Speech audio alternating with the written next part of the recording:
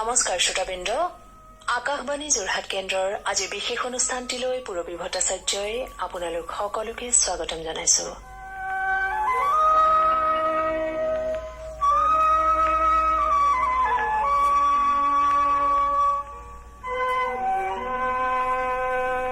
আজি আমি বিশিষ্ট কেৰিয়াৰ বিশেষজ্ঞ ডক্টৰ বুলজিৎ বুঢ়াগোহাঁইৰ সৈতে কেৰিয়াৰ সম্পৰ্কীয় কিছু কথা পতাৰ প্ৰয়াস কৰিছো। নমস্কাৰ। নমস্কাৰ। পোনপ্ৰথমেই আমাৰ অনুষ্ঠানলৈ আপোনাক স্বাগতম জনাইছো। ধন্যবাদ। ডক্টৰ বুলজিৎ বুঢ়াগোহাঁই, আপুনি এজন কেৰিয়াৰ বিশেষজ্ঞ। সেয়েহে প্ৰথমে আপোনাৰ পৰা আমি জানিব বিচাৰিম যে কেৰিয়াৰ বুলি ক'লে বিশেষকৈ আজিকালি যিসকল ছাত্ৰ ছাত্ৰী তেওঁলোক খুব সচেতন, গতিকে কেৰিয়াৰ বুলি ক'লে বহুত ডিগ্ৰীধাৰী হৈ সফলভাৱে উচ্চ পদবী লৈ প্ৰতিষ্ঠিত হোৱা বুলি বুজায় নে কেৰিয়াৰ বুলি ক'লে আমি জীৱিকাৰ কথা ক'ব পাৰো যিয়ে আমাক জীৱন নিৰ্বাহ কৰাত সহায় কৰে? আচলতে কেৰিয়াৰটো বহল অৰ্থত ক'ব গ'লে এনেকুৱা নহয় যে পঢ়া শুনা কৰি এটা উচ্চ পদবী পোৱাটোকে নহয়, তাৰ লগতে সামাজিক জীৱন, কৰ্ম জীৱন, আচলতে সকলো বিষয় জীৱন যাত্ৰাত আমি আগুৱাই যাওঁতে যিখিনি সমন্বয় ঘটাই আমি সমূহীয়াকে এটা কেৰিয়াৰ বুলি ক'ব পাৰো। আচলতে কোনো এনেকুৱা নহয় যে আমি পঢ়া শুনা কৰি পেলাই কিবা এটা উচ্চ পদবী স্থান পাইছো, সেইটোৱে নহয়। আচলতে কৰ্ম জীৱন, সামাজিক জীৱন বা চৌপাশৰ লগত গোটেইখিনি বস্তু সাঙুৰি পেলাই আমি বহল অৰ্থত কেৰিয়াৰ বুলি ক'ব পাৰো বুলি মই অনুভৱ কৰো। হয়, কিন্তু কেৰিয়াৰ বুলি ক'লে এটা কথা বুলি আমাৰ অনুমান হয় যে কেৰিয়াৰ বুলি ক'লে হয়তো বহুত বেছি যিমানে আমি ডিগ্ৰী আয়ত্ব কৰিব পাৰো সিমানে আমাৰ কেৰিয়াৰ ভাল হ'ব, কিন্তু তেনেকুৱা অনুমান কৰি হয়তো এমুঠিমান ছাত্ৰ ছাত্ৰী এইটো ক্ষেত্ৰত মানে আগবাঢ়িব পাৰে বা সফল হ'ব পাৰিব বাৰু। হয়, আচলতে সঁচা কথা ক'ব গ'লে এই বিষয়ে আচলতে আমাৰ পাঠ্যক্ৰমত অন্তৰ্ভুক্ত হৈ থকা নাই। গতিকে আমি যিটো দেখা পাইছো চৌপাশৰ পৰিৱেশৰ পৰা আমি ভাবো যে তেনেকুৱা এটা ধাৰণা লৈ থাকে। গতিকে এনেকুৱা নহয় যে উচ্চ শিক্ষা গ্ৰহণ কৰিলে যে ভাল কেৰিয়াৰ গঢ়িব পাৰিব, তেনেকুৱা কথা নহয়। যিহেতু আমি জানো যে সকলোৱে হাতৰ পাঁচোটা আঙুলি সমান নহয়, কিন্তু আমাৰ প্ৰত্যেকটো আঙুলিৰ গুৰুত্ব আছে। সেইদৰে আমাৰ সমাজতো সকলো শ্ৰেণীৰ ব্যক্তি বা সকলো শ্ৰেণীৰ বৃত্তিধাৰী ব্যক্তিৰ আৱশ্যকতা আছে। যিদৰে এজন আমাক প্ৰশাসনিক সেৱাৰ বিষয়া লাগিব, সেইদৰে এজন আমাৰ LP স্কুলৰ শিক্ষকো লাগিব, এজন আমাৰ ভাল চাফাই কৰ্মীও লাগিব, সেইদৰে এজন আমাৰ ভাল ব্যৱসায়ো লাগিব, ভাল এজন যুৱ নেতাও লাগিব। মই ক'ব বিচাৰিছো মানে আমাৰ সমাজৰ সকলো শ্ৰেণীৰ ব্যক্তিয়ে আৱশ্যকতা আছে বিভিন্ন বৃত্তিধাৰী। তাৰ লগতে প্ৰত্যেকৰে যোগ্যতা বেলেগ বেলেগ। গতিকে সেইখিনি বিশ্লেষণ আচলতে যুৱক যুৱতী তথা ছাত্ৰ ছাত্ৰীসকলে কৰিব লাগিব। তাৰ লগত আচলতে বহু কথা সাঙুৰ খাই আছে। অকল ভাবিলেও নহ'ব যে মই বহুত পঢ়া শুনা কৰিম, তেনেকুৱা ধৰণৰ বিষয় নিৰ্বাচন কৰিব। কোনটো বিষয় পঢ়া শুনা কৰিলে ছাত্ৰ বা ছাত্ৰীগৰাকীয়ে ভৱিষ্যতে আগুৱাই যাব পাৰিব, সেইখিনিও বিচাৰ বিশ্লেষণ কৰিব লাগিব। তেতিয়াহে নিজে বিচৰা ধৰণে কিবা এটা সংস্থাপন লাভ কৰিবলৈ সক্ষম হ'ব। আৰু সংস্থাপন মানে এনেকুৱা নহয় যে অকল চৰকাৰী চাকৰি। কোনো চৰকাৰে কেতিয়াও 100% নিবনুৱা সমস্যা চৰকাৰী চাকৰিৰ যোগেদি সমাধান কৰিব নোৱাৰে। আটাইতকৈ উত্তম হ'ল স্বনিৰ্ভৰশীল। স্বনিৰ্ভৰশীলত নিজে যিমান কাম কৰিব সিমানে দুপত দুপে আগুৱাই যাব পাৰিব আৰু আন 10জনকো সংস্থাপিত কৰিব পাৰিব। সেইটো সকলো ছাত্ৰ ছাত্ৰী তথা যুৱক যুৱতীসকলে মনত ভাবি ললে ভাল হয়। আৰু এতিয়া যিহেতু প্ৰতিযোগিতাৰ যুগ, অকল এটা বিষয়ত বা এটা বৃত্তিত মই নিয়োজিত হ'ম বুলি ভৱিষ্যতে ভাবি থাকিলে নহ'ব। অতি কমেও 3টা বিষয় বা 3টা বৃত্তি বিষয়ে ভাবিব লাগিব যে এইটো বৃত্তি মই চেষ্টা কৰিম, এইটো নহ'লে 2 নম্বৰ, 2 নম্বৰ 3 নম্বৰ। তাৰমানে মই ক'ব বিচাৰিছো যে বিচৰা মতে হয়তো সকলো সম্ভৱ হৈ নুঠিবও পাৰে। গতিকে তাৰ কাৰণে আমি বিকল্প ব্যৱস্থা ৰাখিব লাগিব, তেতিয়াহ'লে কোনো বিপদত নপৰে। এতিয়া মই কৈছো যে বিষয় নিৰ্বাচন বা কেনেধৰণে বৃত্তি গ্ৰহণ কৰিব তাৰ লগত কিছুমান কথা জড়িত হৈ আছে। এতিয়া ছাত্ৰ বা ছাত্ৰীগৰাকীয়ে কোনবোৰ বিষয়ত নিজে আগ্ৰহ বেছি, যিখিনি বিষয় ভালদৰে খৰচি মাৰি বুজি পায় সেইটো চাব লাগিব। তাৰ লগতে আমি যাতে ব্যক্তিত্ব বা চাৰিত্ৰিক বৈশিষ্ট্য সকলোৱে বিভিন্ন ধৰণৰ, কোনোবা হয়তো অন্তৰ্মুখী, কোনোবা হয়তো বহিৰ্মুখী, কোনোবা হয়তো সমাজপ্ৰিয়, কোনোবা হয়তো কাৰোবাৰ ইনোভেটিভ আইডিয়া আছে, কাৰোবাৰ হয়তো আৰ্থিক মাইণ্ড, শৈল্পিক মন। গতিকে সেইখিনি আমি চাব লাগিব। তাৰোপৰি যিটো আমি কওঁ হবি, আজৰি সময়ত কৰি ভাল পায়, কাৰোবাৰ কোনোবাই হয়তো খেলি ভাল পায়, কোনোবাই হয়তো কথা পাতি ভাল পায়, কোনোবাই হয়তো ফুৰি ভাল পায়, কোনোবাই হয়তো গান গাই ভাল পায়, কোনোবাই হয়তো নাচি ভাল পায়, কোনোবাই হয়তো কিতাপ পঢ়ি ভাল পায়। গতিকে এই যে ক'লো যে চাৰিত্ৰিক বৈশিষ্ট্যবোৰ বা নিজৰ হবি তথা নিজৰ ভাল লগা বিষয়বিলাক যদি সমন্বয় ঘটাই যদি এই বৃত্তি বা পাঠ্যক্ৰম নিৰ্বাচন কৰে, তেতিয়াহ'লে ভৱিষ্যতে কিন্তু এই যুৱক বা যুৱতীগৰাকীয়ে আগুৱাই যোৱাত সুবিধা হ'ব, সুন্দৰভাৱে জীৱন যাপন কৰিব পাৰিব। সেই কথাখিনি যদি অলপ যদি ভাবি লয় তেতিয়াহ'লে সেইখিনি কাৰণে ইমান কষ্টকৰ নহয়। অভিভাৱকৰ লগত শিক্ষক শিক্ষয়িত্ৰীৰ লগত বা নিজেও বিশ্বাসলৈ যদি কৰে তেতিয়াহ'লে সেইখিনি পাঠটো অন্তত বিচাৰি ল'বলৈ সক্ষম হ'ব বুলি মই ভাবোঁ। হয়, খুব সুন্দৰ কথা কৈছে আপুনি। আৰু সঁচাকৈয়ে আমি তেওঁলোকৰ ৰুচি অভিৰুচিৰ মতে আমি যদি সৰুৰে পৰা তেওঁলোকৰ বিষয়খিনি উলিয়াই ল'ব পাৰোঁ, তেওঁলোকে সেই বিষয়েৰে আগুৱাই যাব পাৰিব। কিন্তু কথা হ'ল আমাৰ যিটো শিক্ষা ব্যৱস্থা চলি আছে বৰ্তমান সময়ত, অৱশ্যে নতুন শিক্ষানীতি আৰম্ভ হ'ব হয়তো বা তেতিয়া হয়তো ছাত্ৰ ছাত্ৰীসকলে বহুত বেছি সুবিধা লাভ কৰিব পাৰিব বুলি আমি আশা ৰাখিছো। কিন্তু বৰ্তমানৰ ছাত্ৰ ছাত্ৰীসকলে নিজৰ যি অভিৰুচিৰ মতে তেওঁলোকে কেনেকে নিজৰ সংস্থাপনৰ ব্যৱস্থা কৰিব পাৰিব বাৰু?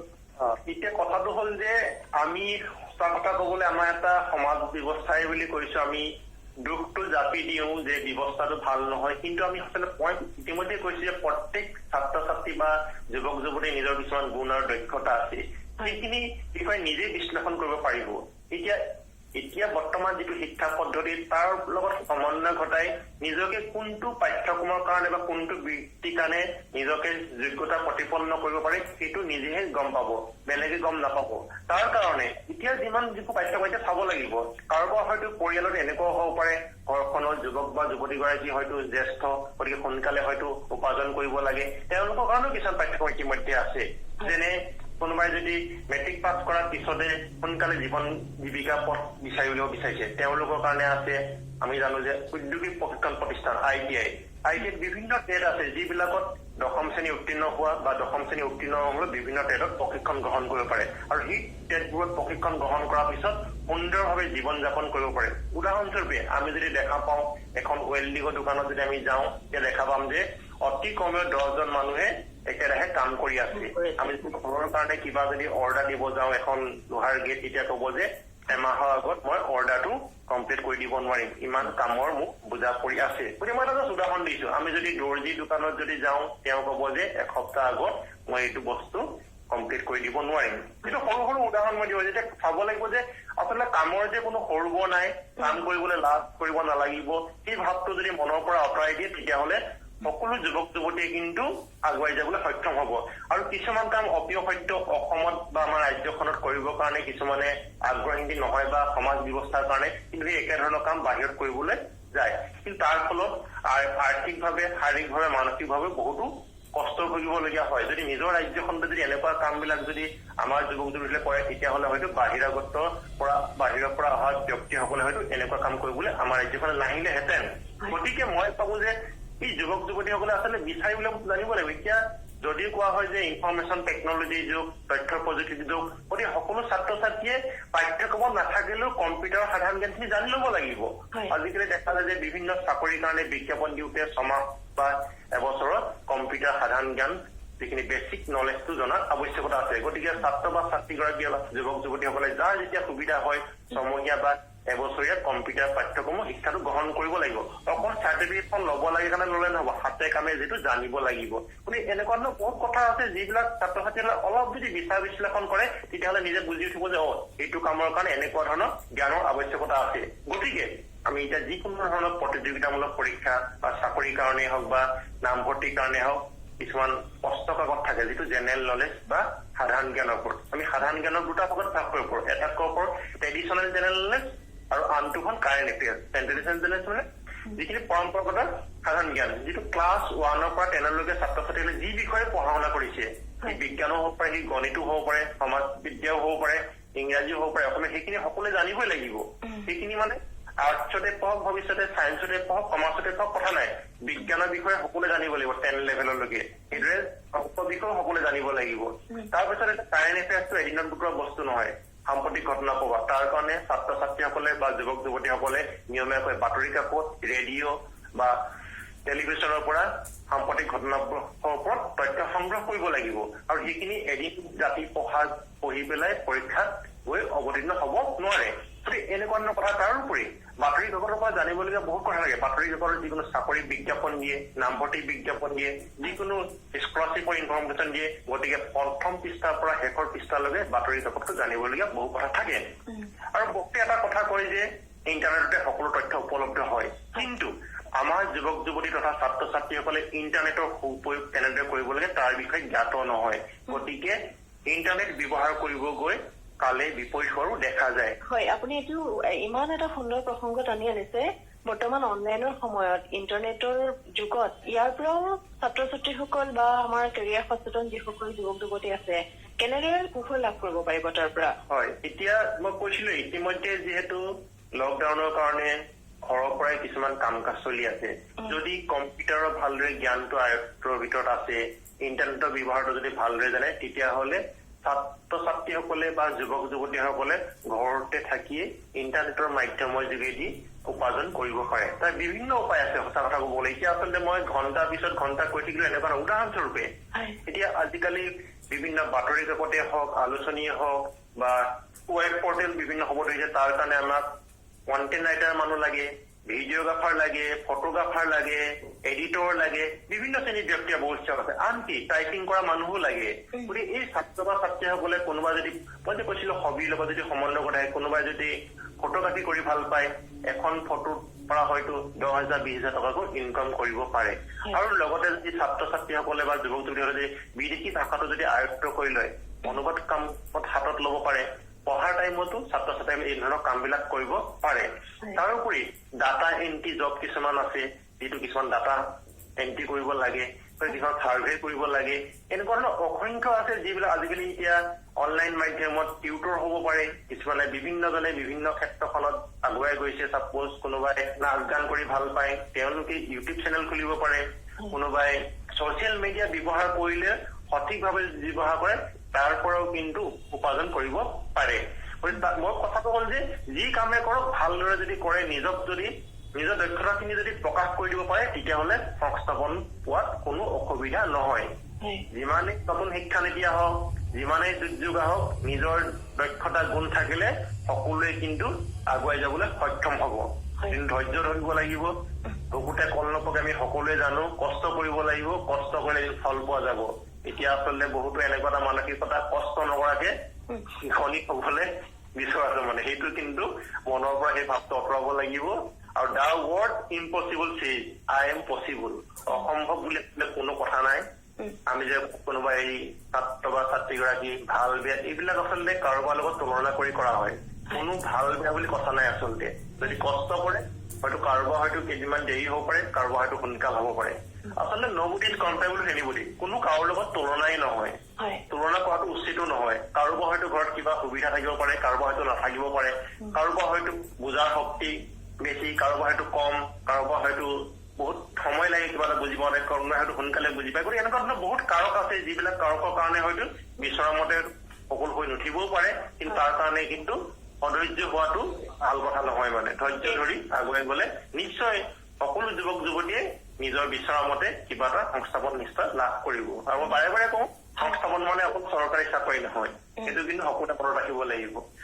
চৰকাৰী হওক বেচৰকাৰী হওক, স্বনিৰ্ভৰশীলৰ দিশে যদি আগুৱাই সকলোতকৈ উত্তম বুলি মই সকলোকে এই কথাটো মই জনাব বিচাৰো। হয়, আপুনি একে প্ৰয়োজনীয় এটা কথা কৈ গৈছে যে দক্ষতাই সমল। হয়, তেওঁলোকে নিজৰ ভিতৰত যেতিয়া নিজৰ দক্ষতা বুজি পাব বা বিচাৰি উলিয়াব আৰু সেই দক্ষতাকে লৈ তেওঁলোকে সমল হিচাপে লৈ তাৰ পৰাই তেওঁলোকে যিকোনো ক্ষেত্ৰত প্ৰতিষ্ঠিত হ'ব পাৰিব।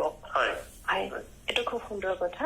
আৰু এইখিনিতে জানিবলৈ মন গৈছে যে কেৰিয়াৰ বিশেষজ্ঞ হৈ কেনেদৰে কাম কৰি আহিছে, সমাজৰ বাবে কৰিছে বা অন্যান্য ছাত্ৰ ছাত্ৰীসকলৰ বাবে কৰিছে বা নিবনুৱা যুৱক যুৱতীসকলৰ বাবেনো কেনেধৰণে আপুনি এনে পৰামৰ্শ প্ৰদান কৰিছে? অলপ এইখিনি কথাখিনি অলপ মই দীঘলীয়াকে ক'ব লাগিব। অলপ দীঘলীয়া কি কাৰণে, মই যেতিয়া মোৰ ঘৰ ধেমাজি জিলাৰ হেপৰা গাঁৱত, আৰু মই গাঁৱৰ প্ৰাথমিক বিদ্যালয়ৰ পৰা উত্তীৰ্ণ হোৱাৰ পিছত ধেমাজি উচ্চতৰ মাধ্যমিক বিদ্যালয়ৰ পৰা মই 10ম শ্ৰেণী উত্তীৰ্ণ হয়, ধেমাজি মহাবিদ্যালয়ৰ পৰা বিজ্ঞান শাখাত হায়াৰ ছেকেণ্ডেৰী উত্তীৰ্ণ হয়। যেতিয়া যোৰহাট ইঞ্জিনিয়াৰিং কলেজত মই বি পঢ়িবলৈ গৈছিলো, তেতিয়া মই ভাবিছিলো যে ইঞ্জিনিয়াৰিঙত বি সমাপ্ত আৰু পঢ়িব নাই। মই জনা নাছিলো যে আৰু যে ইঞ্জিনিয়াৰিং কোৰ্চত যে বি পাছ কৰাৰ পিছত যে আৰু পঢ়িব পাৰি। সেইখিনি সময়তে অসমত 2খন কেন্দ্ৰীয় বিশ্ববিদ্যালয় আছিলে, অসম বিশ্ববিদ্যালয় আৰু তেজপুৰ বিশ্ববিদ্যালয়। তেজপুৰ বিশ্ববিদ্যালয়ত স্নাতকোত্তৰ পাঠ্যক্ৰমবোৰৰ কাৰণে বিজ্ঞাপন প্ৰকাশ হৈছিলে, আৰু লগৰবিলাকে যেতিয়া এপ্লাই কৰিছিলে, তেতিয়া ময়ো এপ্লাই কৰিলো আৰু সৌভাগ্য বহুত মই তাত মাষ্টাৰ ডিগ্ৰী কৰিবৰ কাৰণে সুবিধা পালো। যেতিয়া মই এমটেক কোৰ্চত নামভৰ্তি কৰিছিলো, তেতিয়া গম পালো যে ইঞ্জিনিয়াৰিঙত অকল মাষ্টাৰ ডিগ্ৰী নহয়, আনকি তাত গৱেষণা কৰাৰ সুবিধা আছে। আৰু সেইখিনি সময়তে মই IIT গুৱাহাটীত যেতিয়া আবেদন কৰিলো, তেতিয়া মই IIT গুৱাহাটীত গৈ PhD কৰাৰ সুবিধা পালো 2005 চনত। তেতিয়া দেখিলো যে মই ভাবিছিলো যে IIT অকল ইঞ্জিনিয়াৰিঙৰ পাঠ্যক্ৰমৰে সুবিধা আছে, কিন্তু তাত গৈ দেখা পালো যে ফিজিক্স, কেমেষ্ট্ৰি, মেথমেটিক্সতো মাষ্টাৰ ডিগ্ৰী কোৰ্চ কৰিব পাৰি IIT বোৰত। তাৰোপৰি MA ইন ডেভেলপমেণ্ট ষ্টাডিজ নামৰ এটা কোৰ্চ আছে যিটো এনি গ্ৰেজুৱেটে সেই পাঠ্যক্ৰমত নামভৰ্তি কৰাৰ সুবিধা লাভ কৰিব পাৰে। এতিয়া দেখা পালো যে মই IIT গুৱাহাটীত অসমৰ ছাত্ৰ ছাত্ৰীৰ সংখ্যা BTech পাঠ্যক্ৰমটো নগণ্যই, আনকি MSc পাঠ্যক্ৰম তথা MA পাঠ্যক্ৰমটো কম। এতিয়া মই 2005 চনত IIT ওচৰ পাজৰ শিক্ষানুষ্ঠানবোৰত এইবোৰ কথা জনোৱা আৰম্ভ কৰিলো। তাৰ পিছত লগে লগে মই কি কৰিলো, বাতৰি কাকত আৰু আলোচনীবোৰত এই কথাবিলাক মই লিখা আৰম্ভ কৰিলো। আৰু লগতে মই ফোন নম্বৰটো দিয়া আৰম্ভ কৰিলো যাতে প্ৰত্যেক শনিবাৰে গধূলি 6 বজাৰ পৰা 9 বজাৰ ভিতৰত মোক ফোন যোগে দিওঁ ছাত্ৰ ছাত্ৰী, অভিভাৱক তথা শিক্ষাগুৰুসকলে যদি কিবা পঢ়া শুনাৰ বিষয়ে এনেকুৱা কথা আলোচনা কৰিব বিচাৰে তেতিয়াহ'লে মোক ফোন কৰিব। এইখিনি সময় মই এইটো কাৰণে ৰাখিছো যাতে ফোনত প্ৰশ্নোত্তৰ দিবলৈ সুবিধা হয়। যদি কোনো ছচিয়েল মিডিয়া মেছেজ বা ইমেইলত কথাখিনি বুজাই দিয়া সম্ভৱ নহয়, ফোনৰ কথাখিনি বুজাই দিয়া সুবিধা হয়। তাৰপিছত মই লাহে লাহে মোক বিভিন্ন শিক্ষানুষ্ঠান বা অনুষ্ঠান প্ৰতিষ্ঠানে মতা আৰম্ভ কৰিলে আৰু ইতিমধ্যে মই প্ৰায় 100খনো অধিক প্ৰত্যক্ষভাৱে এনেকুৱা ধৰণৰ কৰ্মশালাত অংশগ্ৰহণ কৰিছো। তাৰোপৰি প্ৰায় প্ৰতিটো ৰেডিঅ' চেণ্টাৰ তথা দূৰদৰ্শন কেন্দ্ৰতো মই কেৰিয়াৰ বিষয়ে আলোচনাত অংশগ্ৰহণ কৰিছো আৰু 50খনো অধিক কেৰিয়াৰ ৱেবিনাৰতো অংশগ্ৰহণ কৰিছো। আৰু তাৰ পৰা ছাত্ৰ ছাত্ৰীসকল নিশ্চয় মই উপকৃত হৈছে বুলি ভাবো, যিহেতু বহুত ছাত্ৰ ছাত্ৰী বা অভিভাৱকসকলে এনেকুৱা ধৰণৰ অংশগ্ৰহণ কৰিবলৈ উপকৃত হোৱা বুলি মোক জনাইছে। চমুকৈ এইখিনিয়ে মই থুলমূলকে যিখিনি কৰি আছো। আৰু বাতৰি কাকত আলোচনীটো কেৰিয়াৰ বিষয়ে লিখা প্ৰকাশ হয় আৰু ইতিমধ্যে প্ৰকাশ হৈ আছে, অনলাইন মাধ্যমতো কিছুমান আছে। হয়, এইখিনিতে আৰু এটা কথা মোৰ জানিবলৈ ইচ্ছা হৈছে। এতিয়া সাধাৰণতে মেট্ৰিক বা হায়াৰ ছেকেণ্ডাৰী পৰীক্ষাৰ পাছত ছাত্ৰ ছাত্ৰীসকলে খুব তৎপৰ হৈ যায়। তেওঁলোকৰ কাৰণে আপুনি কি পৰামৰ্শ আগবঢ়াব মানে তেওঁলোকে নিজৰ প্ৰতিষ্ঠা কৰাত সমল গোটাব পাৰে? এতিয়া মানে ইয়াতে বহুত কথা জড়িত হৈ আছে। এতিয়া বহুতে কি হয়, নম্বৰৰ ওপৰত ভিত্তি কৰি যিহেতু শিক্ষানুষ্ঠানবোৰত নামভৰ্তি হয়, এতিয়া হয়তো ছাত্ৰ বা ছাত্ৰীবোৰে হয়তো বিচৰা শিক্ষানুষ্ঠানখনত হয়তো নামভৰ্তি কৰাৰ সুবিধা নাপাব পাৰে। কোনোবা হয়তো সাধাৰণতে যেতিয়া 10ম শ্ৰেণী উত্তীৰ্ণ হয় তেতিয়া বিজ্ঞান শাখা, কলা শাখা বা বাণিজ্য শাখা নিৰ্বাচন কৰিবলগীয়া হয়। কোনোবা হয়তো ছাত্ৰ বা ছাত্ৰীগৰাকীয়ে হয়তো বিজ্ঞান শাখাত নামভৰ্তি কৰিম বুলি বিচাৰিছিলে, কিন্তু নম্বৰ কম পোৱাৰ কাৰণে হয়তো বিচৰা শিক্ষানুষ্ঠানত হয়তো নামভৰ্তি কৰাৰ সুবিধা নাপাব পাৰে। কিন্তু বিচৰা নাপালেও কিন্তু বেলেগটো শিক্ষানুষ্ঠান আছে, গতিকে বিচৰাখনত নাপালেও বেলেগ শিক্ষানুষ্ঠানত নামভৰ্তি কৰাটো মই উচিত বুলি বিবেচনা কৰো। যিহেতু শিক্ষানুষ্ঠানখনে ভৱিষ্যতে ছাত্ৰ বা ছাত্ৰীগৰাকীক কৰ্মসংস্থাপনৰ ওপৰত সুবিধা নকৰে, সুবিধা লাভ কৰিব ছাত্ৰ বা ছাত্ৰীগৰাকীয়ে নিজৰ বিষয়ৰ ভাল লগা বিষয়টো যদি নামভৰ্তি কৰে তেতিয়াহে ভৱিষ্যতে আগুৱাই যোৱাত সক্ষম হ'ব। গতিকে শিক্ষানুষ্ঠানখনত নহয়, যি বিষয়ত আগ্ৰহী হয় সেই বিষয়ত আগ্ৰহী হোৱা বিষয়টো যদি শিক্ষানুষ্ঠান নামভৰ্তি কৰে তেতিয়াহ'লে ছাত্ৰ বা ছাত্ৰীগৰাকী ভৱিষ্যতে আগুৱাই যোৱাত সুবিধা হ'ব বুলি মই ভাবো। আৰু কম নম্বৰ বা বেছি নম্বৰৰ কথা নহয়, যিহেতু নম্বৰটো হ'ল কোনোবা এখন শিক্ষানুষ্ঠানত উচ্চ শিক্ষা গ্ৰহণৰ কাৰণে পোৱা সুবিধাহে। মই বাৰে বাৰে কৈ আছো যে সকলোৰে কাৰণে সকলো ধৰণৰ সা সুবিধা আছে, তাৰ কাৰণে কিন্তু ছাত্ৰ বা ছাত্ৰীগৰাকীয়ে বিচাৰি উলিয়াব জানিব লাগিব। এই ক্ষেত্ৰতহে কেৰিয়াৰ বিষয়ে পৰামৰ্শ গ্ৰহণ কৰিব লাগিব জনা ব্যক্তিৰ পৰা, তেতিয়া ছাত্ৰ ছাত্ৰীসকলে বিপদত নপৰে। আচলতে আমাৰ কি হয়, দেখাক দেখি বা পৰিয়ালৰ কোনোবাই কৰিছে বা কোনোবা এটা প্ৰচলিত ধাৰণা মতে ভাল নম্বৰ পাইছে মানে বিজ্ঞান শাখাত পঢ়িব লাগে, কম নম্বৰ পোৱা মানে কলা বা বাণিজ্য শাখাত, কিন্তু সেইটো আচলতে অতি বেয়া কথা বুলি মই কৈছো। মানে সেইটো আচলতে নহয় যে ভাল নম্বৰ পোৱা মানে যে বিজ্ঞান শাখাত, কম নম্বৰ পোৱা মানে যে কলা শাখা বা বাণিজ্য, তেনেকুৱা কথা নহয়। সেইটো যদি মনৰ পৰা যদি ধাৰণাটো যদি উলিয়াই ল'ব পাৰে তেতিয়াহ'লে সকলো ছাত্ৰ ছাত্ৰী বা যুৱক যুৱতীয়ে ভৱিষ্যতে আগুৱাই যাবলৈ সক্ষম হ'ব বুলি মই বিবেচনা কৰো। হয়, খুব ভাল লাগিছে আপোনাৰ সৈতে কথা পাতি। আৰু কিন্তু আমাৰ নিৰ্ধাৰিত সময়ৰ মাজত আমি এতিয়া অনুষ্ঠান সামৰিব লগা হয়, গতিকে আমাৰ সময়ৰ সীমাবদ্ধতা আছে। বিদায় লোৱাৰ পূৰ্বে আপোনাৰ পৰা জানিব বিচাৰিম, আমাৰ হয়তো এই অনুষ্ঠানটো বহুতো ছাত্ৰ ছাত্ৰী বা যুৱক যুৱতীসকলে শুনি আছে, তেওঁলোকৰ কাৰণে আপুনি কেনেকুৱা ধৰণৰ পৰামৰ্শ আগবঢ়াব? এতিয়া আচলতে নিবনুৱাটো আচলতে এনেকুৱা নহয় যে মানে নিবনুৱা হৈ আছে বুলি, আচলতে নিবনুৱা বুলি কোনো নিবনুৱা বুলি কথা নাই। আচলতে এতিয়া যি যুৱক যুৱতীসকলৰ নিজৰ সকলোৱে কিবা নহয় কিবা দক্ষতা আছে। এতিয়া বহুতে কৈছে যে ব্যৱসায় বাণিজ্য কৰিব লাগে, কিন্তু কথাটো হ'ল যে কিবা এটা কৰাৰ আগতে আমি যিটো কয় ডিটেইল প্ৰজেক্ট ৰিপৰ্ট, মোৰ কি যোগ্যতা আছে, মোৰ কি দক্ষতা আছে, মোৰ অঞ্চলত মই কেনেকুৱা ধৰণৰ কাম কৰিব পাৰো, সেইটো বিচাৰ বিবেচনা কৰিব লাগিব। এতিয়া কৃষি বুলি ক'লে অকল যে খেতি কৰাটোৱে নুবুজায়, তাৰ লগত বহুতো জড়িত হৈছে, মৎস্য পালন, পশুপালন বা আদিকৈ তাৰ লগত সংগঠিত থকা বহুত বস্তু জড়িত হৈ আছে। গতিকে আমি জানো যে কলগছৰ একো পেলনি নাযায়, কলগছৰ সকলো বস্তুৱে প্ৰয়োজনীয়তা আছে। সেইদৰে আমি জানো যে এতিয়া কিছুমান ফুল আমাৰ বাহিৰৰ পৰা আমদানি হয়, হয়তো আমি সেই ফুলবিলাক আমি ৰপ্তানিও কৰিব পাৰো। গতিকে চাব লাগিব সেই অঞ্চলটো। এতিয়া এটা উদাহৰণ দিওঁ, আগতে PCO আছিলে পিচিঅ অলিয়ে গলি পিচিঅ তাৰপিছত আহিলে ই ৰিক্সা এতিয়া অলিয়ে গলি ই ৰিক্সা আচলতে আমাৰ এই কামটো কৰাৰ আগতে চাব লাগিব যে আমাৰ অঞ্চলটোত কেনেকুৱা ধৰণৰ কামৰ আৱশ্যকতা আছে, কোনটো কাম কৰিলে মই ব্যৱসায় বাণিজ্য বা কিবা এটা আৰম্ভ কৰিলে মোক কোনটো যোগেদি ময়ো উপকৃত হম আৰু সমাজখনো উপকৃত হব, আমি সেই বস্তুখিনি চালি জাৰি চাই ল'ব লাগিব। এনেকুৱা নহয় যে দেখাক দেখি কোনোবাই কিবা এটা কৰিছে মই সেইটো আৰম্ভ কৰিলো, কিন্তু পৰা মোৰ এই কামটো কৰিবৰ কাৰণে দক্ষতা গুণ আছে নাই, সেইটো কাৰণে মই মাৰ্কেটখন পাম নে নাই, সেইখিনি বস্তু চালি জাৰি চাব লাগিব। আৰু মই কৈছো আচলতে সেইটো এটা বিষয়ৰ ওপৰত আলোচনা কৰিবলৈ যথেষ্ট সময়ৰ আৱশ্যকতা হয়। হয়, সঁচাই খুব গুৰুত্বপূৰ্ণ আছে যে আপুনি এই বিষয়টোত আগ্ৰহী হল আৰু এই ছাত্ৰ ছাত্ৰীক বা ল'ৰা ছোৱালী সকলক আপুনি উপকৃত কৰিছে। গতিকে পৰৱৰ্তী সময়ত আপোনাক পুনৰ আমি নিশ্চয় লগ পাম আৰু আমাৰ অনুষ্ঠানৰ জৰিয়তে আমাৰ যিসকল শ্ৰোতাই শুনি থাকে তেওঁলোকো উপকৃত হব। আপুনি ৰেডিঅ'ৰ কথা উল্লেখ কৰি গ'ল, অনাতাঁৰ কেন্দ্ৰসমূহত আপুনি অনুষ্ঠান ইতিমধ্যে কৰিছে। যোৰহাট অনাতাঁৰ কেন্দ্ৰৰ সৈতে আপুনি আগে জড়িত হৈছিল নেকি? এইটো আজি প্ৰথম। আজি প্ৰথমবাৰৰ কাৰণে আপুনি যোৰহাট অনাতাঁৰ কেন্দ্ৰ হবলৈ পায়, আপোনাৰ কেনেকুৱা অনুভৱ? ভালনে, ধন্যবাদ। মানে মই এতিয়া যোৰহাট আকাশবাণী কেন্দ্ৰৰ শ্ৰোতাৰো মোৰ কথাখিনি জানিবলৈ সক্ষম হব, গতিকে মোৰ ভাল লাগিছে। বিভিন্ন প্ৰান্তৰ এতিয়া মই অসমখনৰ পৰা সকলো প্ৰান্তৰ শ্ৰোতাৰ লগত সংযোগ হবলৈ সুবিধা পাইছো। গতিকে এই অনুষ্ঠানটোলৈ আমন্ত্ৰণ জনাবৰ বাবে মই আকাশবাণী কেন্দ্ৰৰ যোৰহাটক মই ধন্যবাদ জ্ঞাপন কৰিব বিচাৰিছো। আপুনি আপোনাৰ বহুমূলীয়া সময় আমাক দিলে, তাৰ বাবে আপোনাক আকাশবাণী যোৰহাট কেন্দ্ৰৰ পৰা অশেষ ধন্যবাদ জ্ঞাপন কৰি আমাৰ আলোচনা ইমানতে সামৰিছো। আজিৰ বিশেষ অনুষ্ঠানটিত বিশিষ্ট কেৰিয়াৰ বিশেষজ্ঞ ডক্টৰ বুলজিৎ বুঢ়াগোহাঁইৰ সৈতে কেৰিয়াৰ সম্পৰ্কত হোৱা টেলিফোনিক বাৰ্তালাপটি শুনিলে। বিশ্বজিৎ দাসৰ প্ৰযোজনাৰে অনুষ্ঠানটি যুগুতাই আগবঢ়ালো পূৰবী ভট্টাচাৰ্যই। তেনেহলে শ্ৰোতাবৃন্দ, পৰৱৰ্তী সময়ত পুনৰ লগ পোৱাৰ প্ৰতিশ্ৰুতিৰে আজিলৈ আহোঁ। নমস্কাৰ।